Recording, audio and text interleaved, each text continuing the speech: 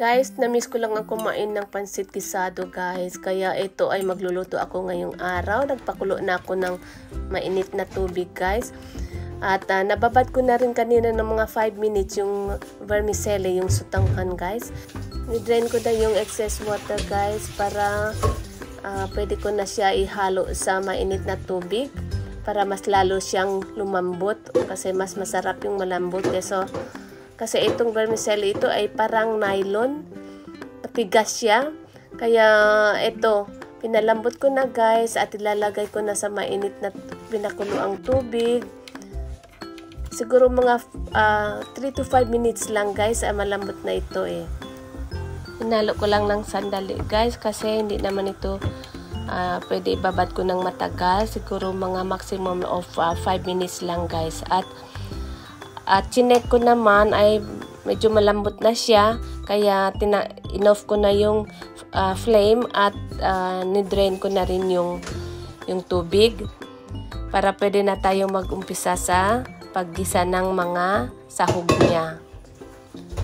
Kaya madali lang ito guys kasi parang half cook lang natin igigisa yung mga gulay. At nakahanda na ito lahat guys. Hiniwa-hiwa ko na ito bago ako nagumpisa ng video ko para madali lang natin gawin kasi ayoko naman ng matagalan na.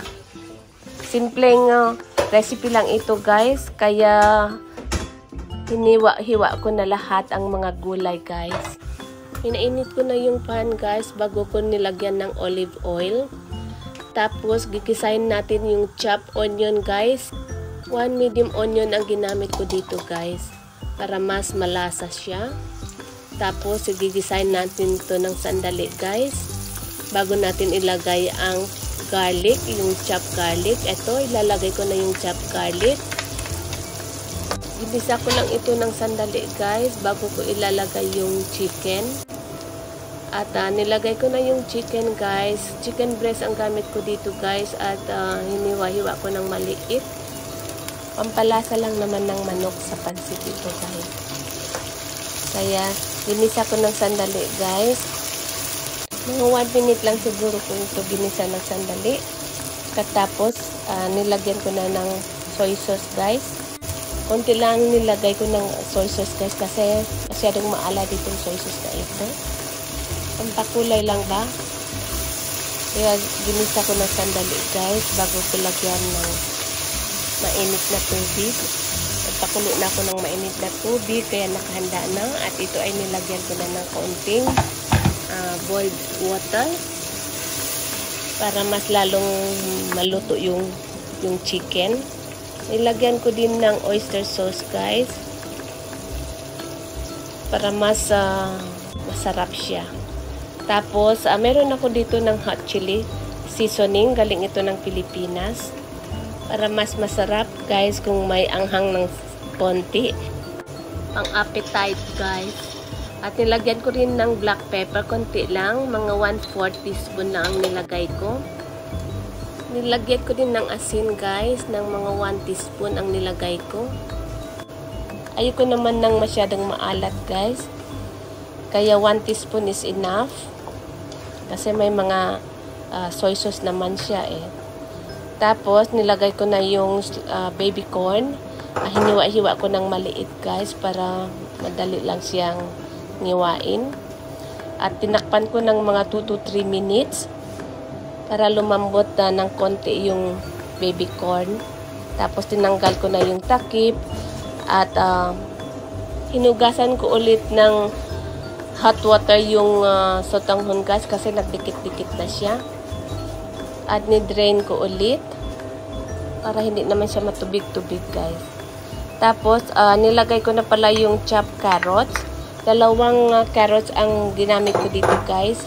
Okay na ito kasi malaki naman yung isang carrot eh. Tinakpan ko ulit ng mga 1 to 2 minutes guys. Half cook lang ang pagluto ko sa carrots guys. Mas malasa kasi pag half cook lang siya. Tapos, nilagay ko na rin ang shredded cabbage. Gigisahin din ito ng sandali guys. Kailangan half cook din ito. Huwag matagalan. At tinakpan ko na lang ulit ng mga 1 to 2 minutes. Sandali lang naman eh. Tapos, tinanggal ko na yung takip. Medyo okay na siya. At nilagay ko na yung chopped capsicum. Kalahating capsicum lang ang ginamit ko dito guys. Kasi konti lang naman ang sahog. Konti lang talaga ang ginamit ko dito. At tinakpan ko ulit ng for 1 minute. At after 1 minute, tinanggal ko na yung takip. At nilagay ko na yung sotanghon. Pinaghiwa-hiwalay ko muna guys kasi nagdidikit na naman. Kaya ito, nilagay ko na rin ang sotanghon, konti-konti, para hindi siya mag-umpok na naman. Kasi masyado siyang malagkit kasi luto na kasi siya eh. Kaya nagdidikit siya. Ito, ang gamit ko dito isang 1.5 pack lang ang ginamit ko dito vermicelli. I-mix lang talaga ito hanggat buong sotanghon ay may iba na yung kulay niya. Kagaya nito guys. Oh, 'di ba? Tama na yung kulay niya, 'di ba? Tapos yung mga gulay ay half cooked din.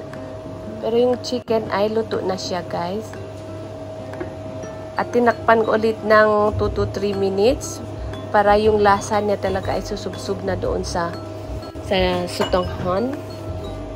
Habang nag-aantay ay niligpit ko na yung mga nagamit ko para matapos na rin ang gawain ko dito sa kitchen na ito guys.